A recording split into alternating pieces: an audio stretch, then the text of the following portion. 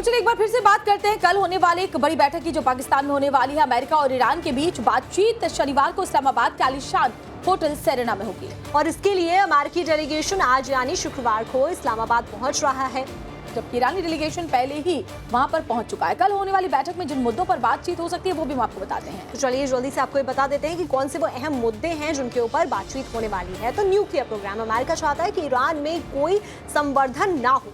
Iran को enriched uranium बाहर करना होगा। अमेरिका की सबसे बड़ी शर्त यही है, न्यूक्लियर फैसिलिटीज बंद या फिर सीमित करनी होंगी। और साथ ही साथ स्ट्रेट ऑफ हॉर्मुज ये सबसे बड़ा मुद्दा है, ईरान इसका पूरा नियंत्रण रखना चाहता है। वहीं ईरान हॉर्मुज पर टोल की बात भी कर रहा है। अमेरिका चाहता है कि हॉर्मुज पूरी तरह से खुल जाए, हॉर्मुज में किसी तरह की कोई रुकावट किसी भी देश के लिए न लगाई जाए। तो वहीं ballistic missile programme, US Iran की मिसाइल ताकत को कम करना चाहता है। लंबी दूरी की मिसाइलों पर रोक लगाना चाहता है ताकि उसके लिए कभी ईरान कोई खतरा न बन पाए। और साथ ही साथ प्रतिबंध हटाना, ईरान सभी प्रतिबंधों को तुरंत हटाना भी चाहता है। ये अमेरिका की तरफ से वो चाहता है।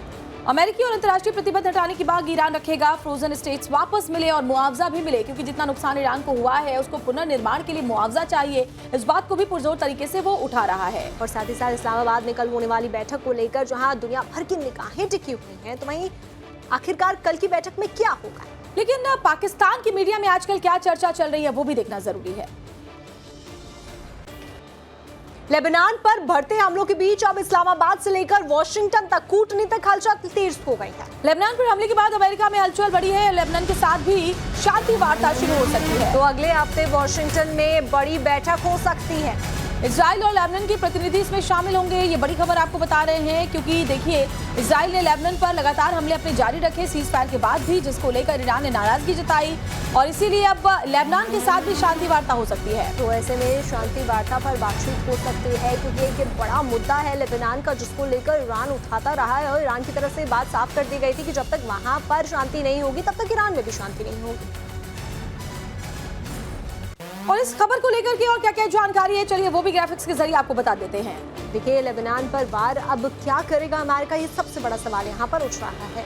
लेबनान पर हमले से बैकफुट पर अमेरिका है। अगले हफ्ते वॉशिंगटन में इसको लेकर बड़ी बैठक हो सकती है। तो वॉशिंगटन में इजराइल लेबनान के बीच बातचीत हो सकती है, ये भी जानकारी मिल रही है। अमेरिकी नेतृत्व में बैठक होगी। राजदूत मिशेल इसमें हिस्सा लेंगे, तो इजराइल की ओर से ये चील राइटर होंगे इसमें शामिल। तो वहीं लेबनान की ओर से प्रतिनिधि अभी तक कौन होगा ये साफ नहीं हो पाया है। वहीं इजराइल लेबनान के बीच सीज फायर पर बात हो सकती है। बैठक में इजराइल पर अमेरिका दबाव भी बना सकता है। इजराइल हमास और हिजबुल्लाह का मुद्दा भी उठा सकता है। वहीं लेबनान पर हमले रोकने पर सहमति बन सकती है, जिसकी मांग शुरुआत से उठाई जा रही है। और अगर ऐसा होता है तो मिडिल ईस्ट में, वेस्ट एशिया में शांति एक बार फिर से देखने को मिलेगी। इस बीच एक और बड़ी खबर, तो ब्रिटेन के प्रधानमंत्री कीर स्टारमर ने ईरान और अमेरिका के बीच सीज फायर की घोषणा के बाद खाड़ी देशों का दौरा किया है। संयुक्त अरब अमीरात के राष्ट्रपति मोहम्मद बिन जायद अल नाहयान से उन्होंने मुलाकात की है। डाउनिंग स्ट्रीट के बयान के मुताबिक स्टारमर ने ईरानी हमलों के बाद यूएई के लोगों के प्रति एकजुटता दिखाई है। तो दोनों नेताओं ने हॉर्मुज को पूरी तरह से फिर से खोलने की जरूरत पर भी चर्चा की है। इसके अलावा दोनों देशों ने आपसी संबंधों को और मजबूत करने का वादा किया है। अपने इस दौरे में स्टारमर ने कतर, बहरीन और सऊदी अरब का भी दौरा किया। तो ऐसे में ये बड़ा दौरा माना जा रहा है, क्योंकि खाड़ी देशों की सुरक्षा को लेकर जहां चिंता जताई जा रही थी, और ऐसे में कीर स्टारमर का खाड़ी देशों का दौरा करना एक बड़ी बात है। सबसे ज्यादा देशों ने इंडोनेशिया के साथ मिलकर लेबनान में संयुक्त राष्ट्र के शांति सैनिकों पर लगातार हमलों की निंदा की है। ये बयान संयुक्त राष्ट्र में इंडोनेशिया के प्रतिनिधि उमर हादी के नेतृत्व में जारी किया गया। इस संयुक्त बयान में हाल के हमलों का जिक्र किया गया, तो जिनमें 3 इंडोनेशियाई शांति सैनिकों की मौत हो गई। साथ ही बताया गया कि इन हमलों में फ्रांस, घाना, इंडोनेशिया, नेपाल और पोलैंड के कई शांति सैनिक घायल हुए। इन देशों ने लेबनान में मानवीय स्थिति को लेकर गहरी चिंता जाहिर की। उन्होंने कहा कि वहां बड़ी संख्या में आम नागरिक मारे गए, नागरिक ढांचे को भी नुकसान पहुंचा है और 10 लाख से ज्यादा लोगों को अपने घर छोड़कर जाना पड़ा है, ये भी जानकारी मिली है। दक्षिणी लेबनान के बाजुरिये और हन्ना उय्या इलाकों में इजराइल ने 2 हवाई हमले किए। जमीन पर मौजूद रिपोर्ट्स के मुताबिक दोनों इलाकों में तेज धमाके हुए, हालात तनावपूर्ण बने हुए हैं। वैसे में हालात बहुत ही ज्यादा तनावपूर्ण हैं इन इलाकों में। जब से हमले हुए हैं उसके बाद से अफरा-तफरी का माहौल यहाँ पर देखने को मिला। कई तस्वीरें वहाँ से सामने निकल कर आई हैं जो कि वायरल भी हो रही हैं, जो बताती हैं कि हालात कितने ज्यादा तनावपूर्ण हैं। तो तस्वीरें जरा आप देखिए, दक्षिण लेबनान में इजराइल अभी भी हमले लगातार कर रहा है और जब तक ये बातचीत नहीं होगी हमले जारी रहेंगे। और इस बीच अली खामेनेई की पुण्यतिथि के 40 दिन बाद सैलाब नजर आ रहा है। सड़कों पर हजारों लोगों का हुजूम दिखाई पड़ा है। तो ऐसे में तेहरान के इंकलाब चौक पर भीड़ उमड़ी है। 40 दिन बाद भी सैलाब देखने को मिल रहा है। जिस तरीके से एक तरीके से कहें जो ग्रीविंग पीरियड होता है कि खमरियल में हमले किए गए हैं। एक बड़ी खबर, हिजबुल्लाह ने खमरियल में सैन्य बुनियादी ढांचे को निशाना बनाया है।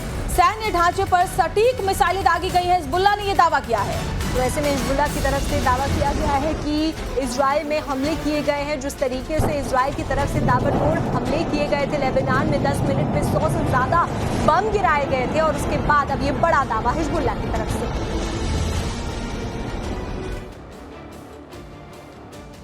एक तरफ जहां इस्लामाबाद में कल अहम बैठक होने जा रही है तो वहीं पाकिस्तान की जबरदस्त किरकिरी भी हो रही है। इस्लामाबाद मीटिंग से पहले पाकिस्तान की किरकिरी, इजराइल के कड़े विरोध के बाद रक्षा मंत्री ने डिलीट किया अपना पोस्ट। वैसे में रक्षा मंत्री ख्वाजा आसिफ की तरफ से पोस्ट किया गया था और उसमें बात कही गई थी, नर्क में जला देने की बात कही गई थी और ऐसे में अब इतना ज्यादा प्रेशर आया उनके ऊपर कि उन्होंने पोस्ट ही डिलीट कर दिया है। पोस्ट में इजराइल को उन्होंने मानवता का दुश्मन बताया था। ख्वाजा आसिफ ने कैंसर से इजराइल की